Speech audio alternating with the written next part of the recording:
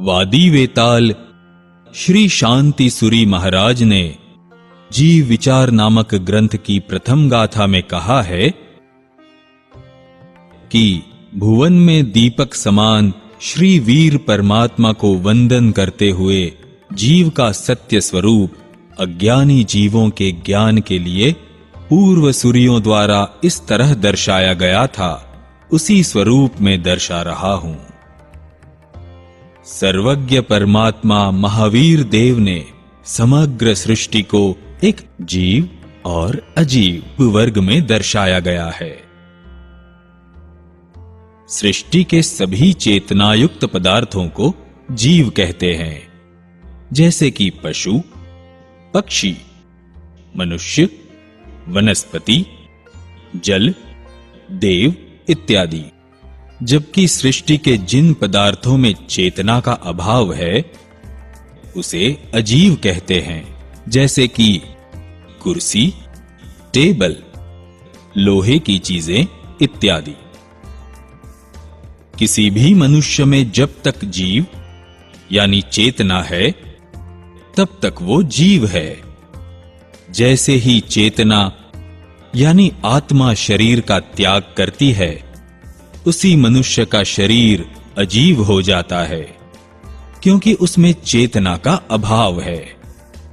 चेतना रहित किसी भी चीज में सुख दुख की संवेदना नहीं होती।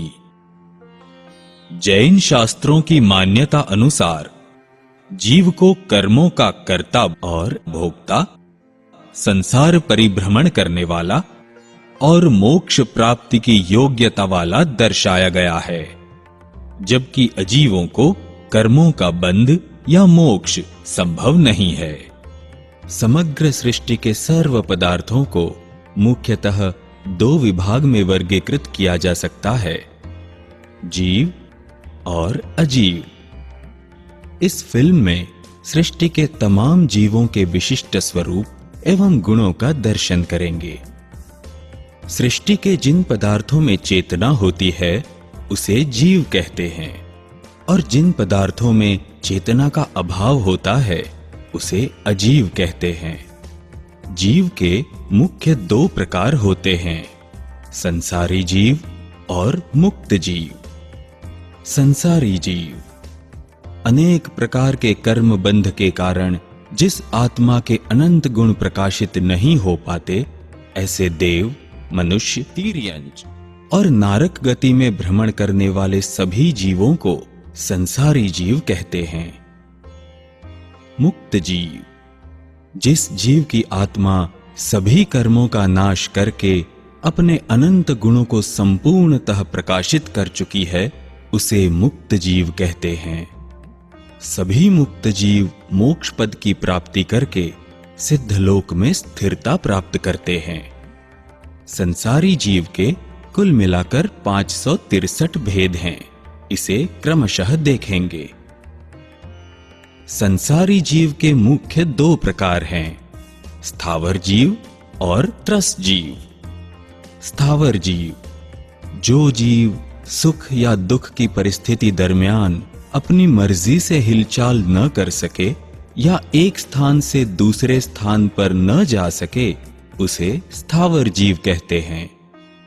स्थावर जीवों के 22 प्रकार शास्त्रों में दर्शाए गए हैं, जिसमें पृथ्वी काय के 4 प्रकार, अपकाय के 4 प्रकार, तेऊ काय के 4 प्रकार, वायु काय के 4 प्रकार एवं वनस्पति काय के 6 प्रकार दर्शाए गए हैं। स्थावर जीवों को एकेंद्रिय जीव भी कहते हैं। पृथ्वी काय जीव, पृथ्वी यानी कि मिट्टी ही जिनका शरीर है अथवा पृथ्वी स्वरूप शरीर में स्थित जीवों के समूह को पृथ्वी काय जीव कहते हैं।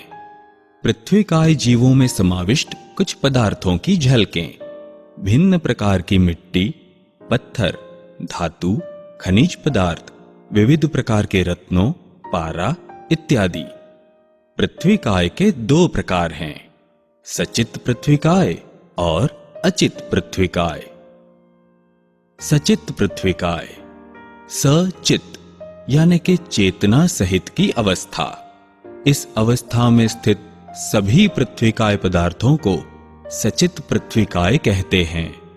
सभी प्रकार की मिट्टी, धातु, खनिज, पत्थर, रत्न इत्यादि सभी पदार्थ जब पृथ्वी के गर्भ में कच्ची अवस्था में होते हैं, उसे सचित पृथ्वीकाय कहते हैं, जिनकी परिस्थिति में अपने आप बदलाव आता है।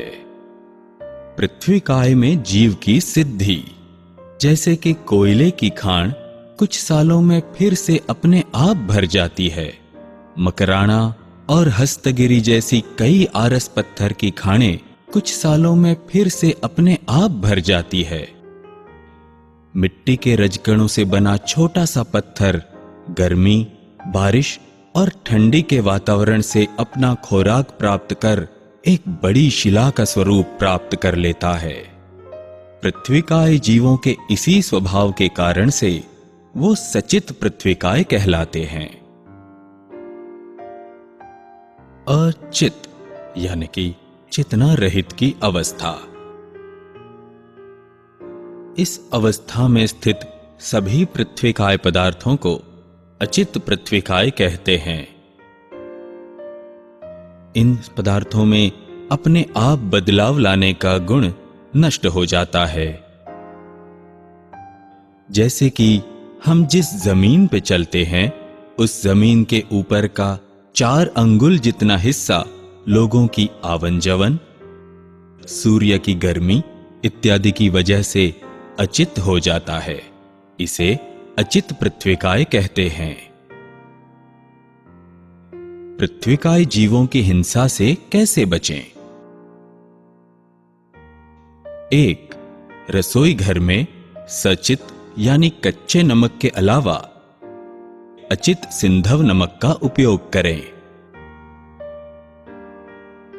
2. सुवर्ण, रजत आदि धातुओं से बने गहने, बर्तन आदि के प्रति मन से राग न करें, प्रशंसा न करें और जरूरत से अधिक ऐसी चीजों का त्याग करें। 3. जिस व्यवसाय में पृथ्वी का खोदकाम करना पड़े, ऐसे व्यवसाय का त्याग करें। जिसमें पत्थर एवं रत्नों की खानों को खोदना, मकानों के बांधकाम के लिए खोदकाम कराना, गैस एवं तेलों के कुएं खोदना, पानी के लिए बोरिंग करना इत्यादि व्यवसाय का त्याग करें। अपकाय जीवों, जिसका शरीर पानी से बना हो या पानी ही जिसका शरीर है, ऐसे जीवों को अपकाय जीव कहते हैं। जैसे कि नदी, समंदर, सरोवर, झरना इत्यादि का पानी, बर्फ पानी, फ्रिज का पानी, वनस्पति से निकलता हुआ पानी। कैप्टन स्कोर्सबी ने सूक्ष्मदर्शक यंत्र के माध्यम से निरीक्षण करके साबित किया कि पानी के एक छोटे से बूंद में जीव हलन चलन कर रहे हैं। आज का विज्ञान उसे बैक्टीरिया कहता है। अनंत उपकारी परमात्मा ने बताया कि पानी में तो जीव हैं, लेकिन पानी स्वयं भी एक जीव है। अपकाय जीवों की हिंसा से कैसे बचें? दैनिक जीवन में पानी का उपयोग शक्य उतना कम करें। बर्फ, कोल्ड ड्रिंक जैसी बिन जरूरी चीजों का त्याग करें। Water park, waterfall, Chowpatty, resorts, water ride जैसी जगहों पर मौज शौक के लिए जाने से असंख्य अपकाय जीवों की विराधना होती है। ऐसी जगह को सदंतर त्याग दें। कच्चा पानी पीने के बदले 3 बार उबले हुए पानी का वपराश करने से जीव हिंसा से बच सकते हैं और स्वास्थ्य के लिए भी लाभप्रद रहेगा। तेऊकाय जीव, जिनका शरीर अग्नि से बना है या अग्नि ही जिनका शरीर है, ऐसे जीवों को तेऊकाय या अग्निकाय जीव कहते हैं। जलते हुए कोयले, अग्नि एवं उसके विविध स्वरूप, बिजली, इलेक्ट्रिसिटी के विविध स्वरूप, दावानल, अग्नि, उल्कापात इत्यादि तेऊकाय जीवों के प्रकार हैं। जीव का स्वाभाविक लक्षण यह है कि उसे खोराक मिलने से बढ़ती है और खोराक न मिलने से घटती है। ऐसे ही अग्नि का खोराक पेट्रोल, डीजल, लकड़े, केरोसिन इत्यादि है, जिसे मिलने से अग्नि बढ़ती है और खुराक न मिलने से अग्नि घटती है और अंत में नष्ट हो जाती है, जिससे साबित होता है कि अग्नि जीव है। अग्निकाय के जीवों की विराधना से कैसे बचें? पटाखे को जलाने से अग्निकाय एवं त्रस्काय आदि असंख्य जीवों की हिंसा होती है। दैनिक जीवन में बिजली से चलने वाले सभी साधनों का उपयोग अत्यंत मर्यादापूर्ण रीत से करना चाहिए। अग्निकाय जीवों की हिंसा के उपयोग से चलने वाले सभी व्यवसायों से अलिप्त रहने का प्रयास करें।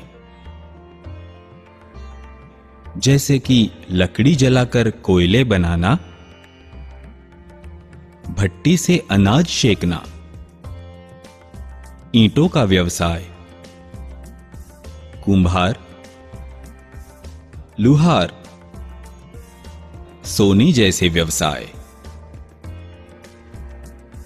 वायुकाय जीव, जिस जीव का शरीर पवन से बना है या पवन ही जिनका शरीर है, उस जीवों को वायुकाय जीव कहते हैं। जैसे कि शीतल हवा, एसी की हवा, हीटर की हवा इत्यादि वायुकाय जीवों के प्रकार हैं। वायुकाय के जीव अत्यंत सूक्ष्म होने से चर्म चक्षु से दिखाई नहीं देते। हमारी स्पर्शेंद्रिय द्वारा हम वायुकाय जीवों के अस्तित्व का अनुभव कर सकते हैं। वायुकाय जीवों की विराधना से बचने के उपाय: इलेक्ट्रिसिटी से चलते सभी उपकरणों, पंखा, एसी, हीटर, एग्जॉस्ट फैन इत्यादि के कारण असंख्य जीवों की हिंसा होती है। भागदौड़, व्यायाम, स्विमिंग, पतंगबाजी, डनलॉप की गादी का उपयोग इत्यादि से वायुकाय जीवों की विराधना होती है। गर्म चीजों को फूंक मारने से, कपड़ों को हवा में सुखाने से, किसी भी चीज को झटकने से असंख्यात जीवों की हिंसा होती है। वनस्पतिकाय जीव, वनस्पति द्वारा जिनका शरीर बना है या तो वनस्पति ही जिनका शरीर है, उसे वनस्पतिकाय जीव कहते हैं। वनस्पतिकाय में जीव की सिद्धि। वनस्पतिकाय जीवों में मनुष्य की तरह बाल्य, युवा एवं वृद्ध अवस्था होती है। उन्हें योग्य आहार मिलने से वृद्धि होती है और आहार के अभाव से मुरझाकर उनका नाश होता है। वनस्पतिकाय जीवों में राग, प्रेम, हर्ष, शोक, लोभ, भय, मैथुन, क्रोध, मान, माया आदि भाव भी होते हैं। वनस्पतिकाय जीवों के दो प्रकार हैं, प्रत्येक वनस्पतिकाय और साधारण वनस्पतिकाय। प्रत्येक वनस्पतिकाय जिनके एक शरीर में केवल एक ही जीव होता है, उसे प्रत्येक वनस्पतिकाय कहते हैं। प्रत्येक वनस्पतिकाय के लक्षण। इस तरह की वनस्पति के पंखुड़ी की नसें, स्कंद, शाखादि के संधि स्थान एवं पर्वों को स्पष्ट रूप से देख सकते हैं। इनको तोड़ने से एक समान हिस्से नहीं होते और कई बार तंतुओं भी दिखाई देते हैं। इनके छेदने से वो फिर से बढ़ती नहीं।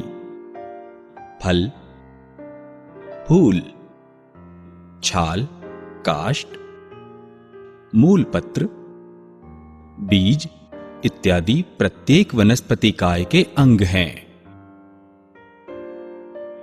साधारण वनस्पतिकाय जिनके एक शरीर में अनंत जीवों का समावेश होता है, उसे साधारण वनस्पतिकाय कहते हैं।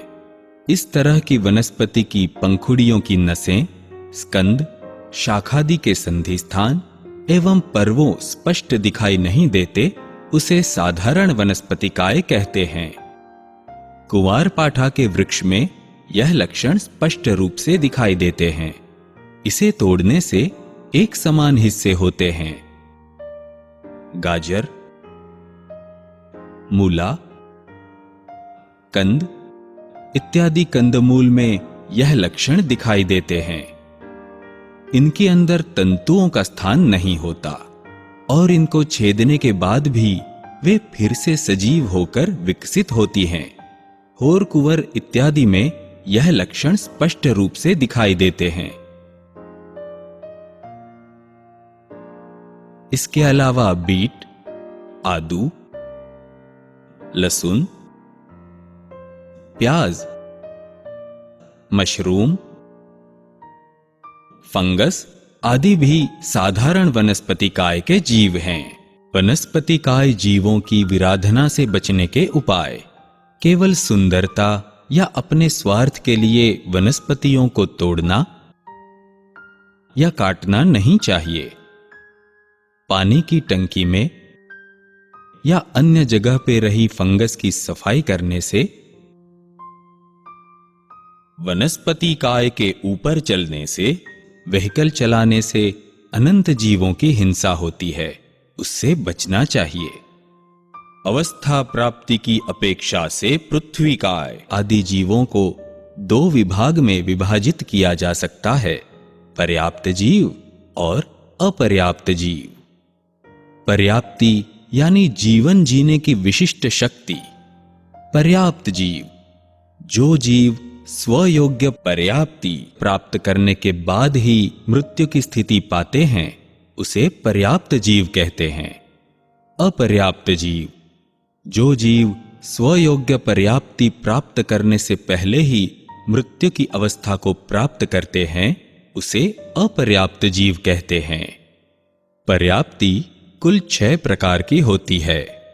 आहार, शरीर, इंद्रिय, श्वासोच्छ्वास, भाषा और मन। हरेक जीव की पर्याप्ति अलग अलग होती है। जैसे कि एकेंद्रिय जीवों की पर्याप्ति केवल 4 पर्याप्ति हैं: आहार, शरीर, इंद्रिय एवं श्वासोच्छ्वास। शास्त्र में दृश्यता की अपेक्षा से जीवों को 2 विभाग में विभाजित किया गया है: सूक्ष्म और बादर। सूक्ष्म जीव, जिस जीवों को देखना छद्मस्थों के लिए संभव नहीं है और जिसे केवल ज्ञानी आत्मा ही जान सकते हैं, उसे सूक्ष्म जीव कहते हैं। बादर जीव, जो जीवों को हम अपनी दृष्टि से देख सकते हैं, उसे बादर जीव कहते हैं। इस तरह स्थावर जीवों में पृथ्वीकाय, अपकाय, तेऊकाय एवं वायुकाय, सूक्ष्म एवं बादर सभी के पर्याप्त और अपर्याप्त ऐसे 4 भेद के हिसाब से 16 भेद होते हैं। वनस्पति काय में भेद इस तरह होते हैं। प्रत्येक वनस्पति काय में केवल बादर अवस्था होती है और उसमें पर्याप्त और अपर्याप्त दोनों अवस्थाएं होती हैं, जबकि साधारण वनस्पति काय में सूक्ष्म और बादर दोनों अवस्था होती है और दोनों में पर्याप्त और अपर्याप्त दोनों अवस्था होती हैं। इस तरह स्थावर जीवों के कुल मिलाकर 16 जुड़े 2 जुड़े 4 कुल मिलाकर 22 भेद होते हैं।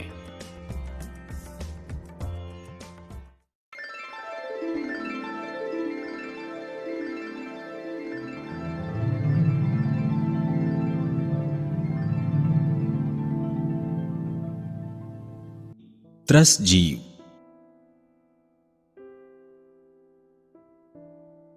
जो जीव सुख दुख की अवस्था में अपनी इच्छानुसार गमन आगमन कर सकते हैं, वो सभी जीवों को त्रस जीव कहते हैं। त्रस जीवों का विभाजन इंद्रियों की अपेक्षा से किया गया है। त्रस जीवों को सुख दुख की अनुभूति के लिए कई तरह की इंद्रियां प्राप्त होती हैं। हर इंद्रियों की मदद से जीव को अलग अलग विषय की शक्ति प्राप्त होती है। स्पर्शनेन्द्रिय। चमड़ी स्पर्श की क्रिया से जिससे सुख या दुख की अनुभूति होती है, उसे स्पर्शनेन्द्रिय कहते हैं। रसनेन्द्रिय। जी हवा, जिस इंद्रिय में विविध रसों को परखने की शक्ति होती है, उसे रसनेन्द्रिय कहते हैं। जैसे कि खट्टा, मीठा, तीखा इत्यादि। घ्राणेन्द्रिय। नासिका, जिस इंद्रिय की मदद से जीव सुगंध या दुर्गंध का अनुभव कर सकता है, उसे घ्राणेन्द्रिय कहते हैं। चक्षुरीन्द्रिय। आंखें, जिस इंद्रिय की मदद से जीव रंग, आकार इत्यादि को जान सकता है, उसे चक्षुरीन्द्रिय कहते हैं। श्रोत्रेन्द्रिय। कान, जिस इंद्रिय की मदद से जीव ध्वनि की सुंदरता, कर्कशता इत्यादि को जान सकता है, उसे श्रोतेंद्रिय कहते हैं। इंद्रियों की प्राप्ति की अपेक्षा से जीवों के मुख्य 2 प्रकार हैं, विकलेंद्रिय और पंचेंद्रिय। विकलेंद्रिय जीव, जिस जीवों में सभी 5 इंद्रियों को प्राप्त नहीं किया है और 2, 3 या 4 इंद्रियों को ही प्राप्त किया है, उसे विकलेंद्रिय जीव कहते हैं। विकलेंद्रिय जीवों के मुख्य 3 प्रकार हैं, बेइंद्रिय जीव, तेइंद्रिय जीव और चौरींद्रिय जीव। सभी विकलेंद्रिय जीवों के पर्याप्त एवं अपर्याप्त ऐसे 2 भेद होते हैं। इस तरह विकलेंद्रिय जीवों के कुल 6 भेद होते हैं। शंख, कोड़ी, छीप, कृमि, जड़ों और द्विदल से उत्पन्न होने वाले जीव इत्यादि बेइंद्रिय जीवों के उदाहरण हैं। बेइंद्रिय जीवों की विराधना से बचने के उपाय। अगले दिन की बनाई हुई बंगाली मिठाई, नरम पूरी, दाल चावल, सब्जी, रोटी इत्यादि में लाड़िया नामक बेइंद्रिय जीवों की उत्पत्ति हो जाती है। ऐसे वासी भोजन का सदंतर त्याग करें। Tin food, fast food, cold drink, bread इत्यादि सारी चीजें बेइंद्रिय जीवों के उत्पत्ति स्थान हैं। इसका उपयोग न करें। द्विदल यानी जिस अनाज के 2 हिस्से होते हैं, ऐसे हरेक कठोल को कच्चा दूध, कच्चा दही, कच्ची छाछ के साथ मिलाने से इसमें बेइंद्रिय जीवों की उत्पत्ति होती है। ऐसे भोजन का त्याग करें। द्विदल को पहचानने की रीत। जिसके 2 हिस्से होते हैं, जिसको पीलने से तेल नहीं निकलता और जो वृक्ष के ऊपर फल के रूप में नहीं लगता। तेइंद्रिय जीव, स्पर्शनेन्द्रिय, रसनेन्द्रिय, घ्राणेन्द्रिय, यानी कि चमड़ी, जीभ और घ्राणेन्द्रिय ऐसी 3 इंद्रियों को धारण करते हैं, उसे तेइंद्रिय जीव कहते हैं। चींटी, जू, कान खजूरा, उधई, कीड़े, विष्ठा के जंतु, ये सारे जीव तेइंद्रिय जीवों के उदाहरण हैं। तेइंद्रिय जीवों की